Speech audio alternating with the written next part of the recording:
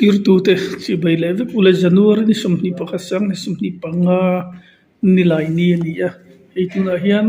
high power committee vice chairman lunglei conference hall a Esther namte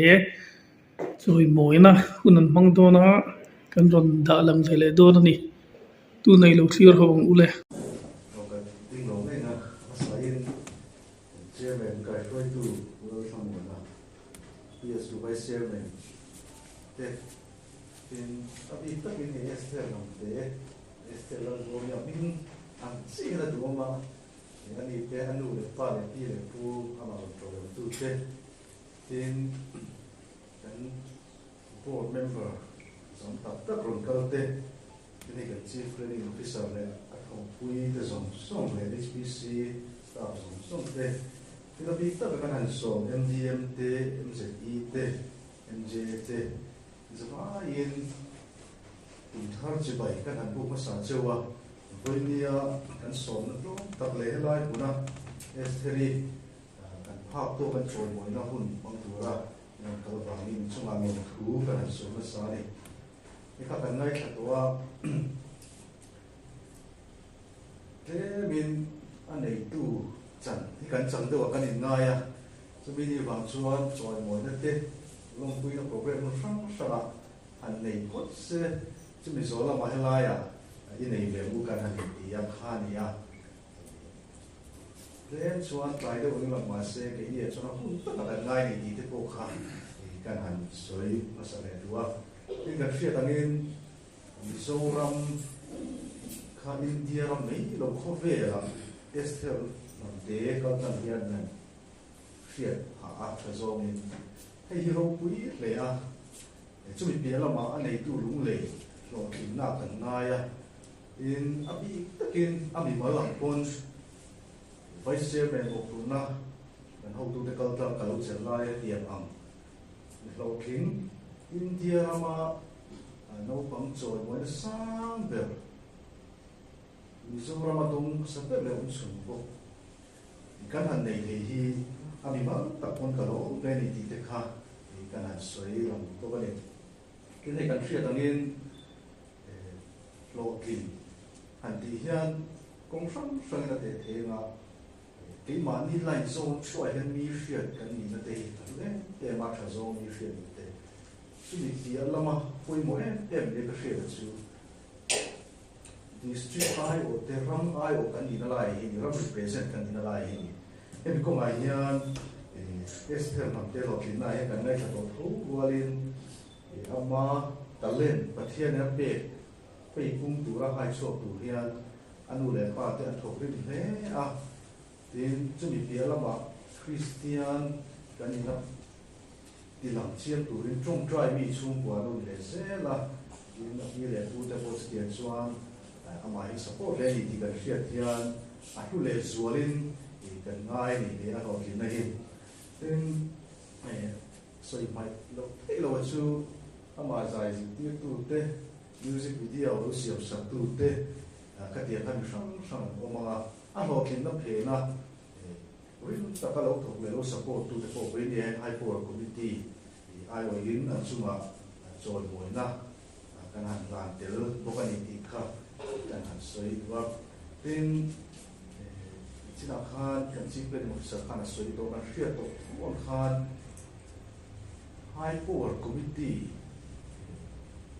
Office ng district chuan kan na ya district dam song ne na kan in an lo na in real or fan bi nei khan niya chumi chuan aken tel le pui thing lunga lian pero chu lung le in pui yani pakha ni ti lai hi niya chumi ni wang chuan i talking te sport ani mo education ani mo le ke tu tu ma thalai ka lo om be pok ne hian ka thalai pui te promote na ni ba for win le a sarkar ang puina ni kan tu lian ta pa kan khan ni wang in tian hian choi mo na te kan ni hang thin khan ya amar chu he na ni a fan pai fan kan nei chuang lo ni voi ni kan choi mo kan han tu ko hi ami mal liu wa ke ma mi mal pe ta chama ka pe tu ra ni ti te kha i kan soi na le pok ane nó cái thằng soi đồ châu anh ta lên này sang lúng lẻ nha cả ông ạกัน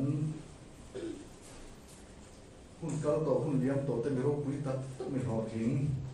กันเชื่อตอนนี้อินเดียกันเลยน่าสวดตูกูได้ของอ่ะคุยต้องไฟกันติดเตะที่เสียมีผู้ซีช่วงรวยเตะดร.ฟรานซ์พริมาดร.มิเตะดินดร.เกลเดียสูงมาเตะปนัสซีอาร์เกลตุนเตะinside ni le na pot yam pam la zo te tin du ra chom thu te tin e lo ki ma te lo ria na ral te tin e bi ya po ke la le ko ni ke ni tiam chuan soi sen lo hi kong sang in zo ram India ma po chuan ong bi ro bi tak tak he lung le he lo rin to a bi ni po es heri e tianga pathianin nan pe le lung le yang mai ti alam zo ram po ang po lo kan ani a chuti ro chuan lai nei tu chan kan an chang awangin lung le ni pui ta na hu a le ni ti lai po kha ni kan han sei non wa in he program ko tlang hian no pang ka le nei tak la hai chua lo te po po mang ka ringa ni sport cha ni mo music a po ne nga zin na ko ma po he mi ko ma hian es he nu le pa te nu lei nu le fa te hian en tona fa te talen hai chuak ta an tuina le an theina zona full support petak turin e program ka tlang hian kan han cha le ko ani poni se ne soi tu tam tak chu mga e kan han soi tu lo mga kha kan han soi te to mi se za hai chunga lo thu kan han soi ne ole poni se e memento ikan han lan do nga không cần chơi mấy cái này chia chuộc xe rồi ngồi đó ê theo nó đúng mình làm thế cái xong thì vào lúc December sáng thì xong thì bằng Indian president Srimati Draupadi Murmu hiện là trong Pradhan Mantri Rashtriya Bal Puraskar Award 2025 thì đông thì có một cái đặc rất rất giá những người district là Mizoram thì cũng chặt tu in những cái chuông đặc rất trên thì là tiền là để thu xuyên khi các bạn là chứ nhưng mà làm buôn ta được sản xuất để các bạn là chứ thì nó sống đông anh lên vice chairman high board committee như này thế là cái sẽ students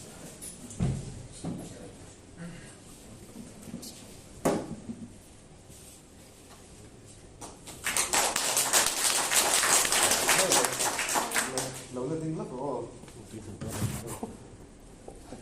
nè anh nghe kan han pek ve mo kan tia soen kha ke in zo fan he kan nei lo wa ama ro chu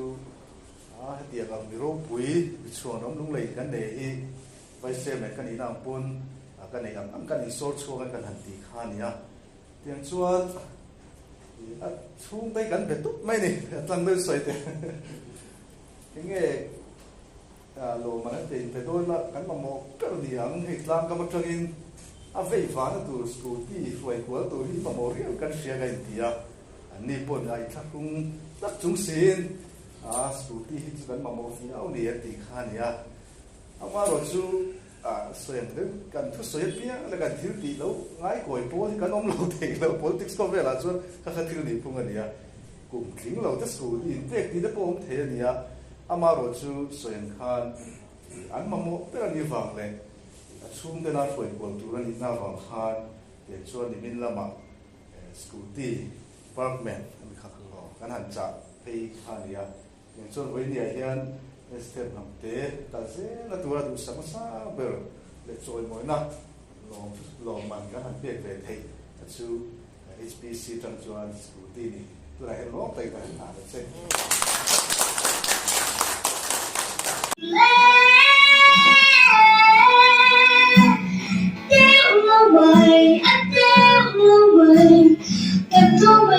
lùm sâu phá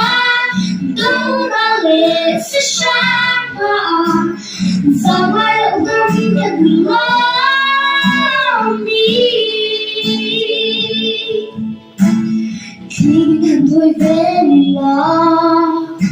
căn ván của tôi lại buồn rồi tôi đã em chờ ngày tua nâng lên về lên cần sao mây tô đến mình lên cần sao mây tô đến mình lên theo lâu vậy theo lâu vậy cần sao mây tô nồng sâu phá đâu ra lệ sẽ sáng tỏ sao ai lâu không thật nhiều lâu đi chúng ta đừng là ôm thật vui đi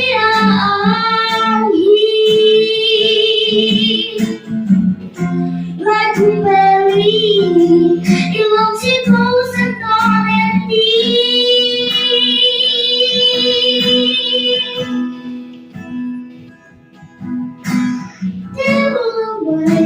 theo lâu vậy cần không mấy đôi lòng dấu phá đâu ra lệ sẽ sáng tỏ sao mai đâu không cần mình lo đi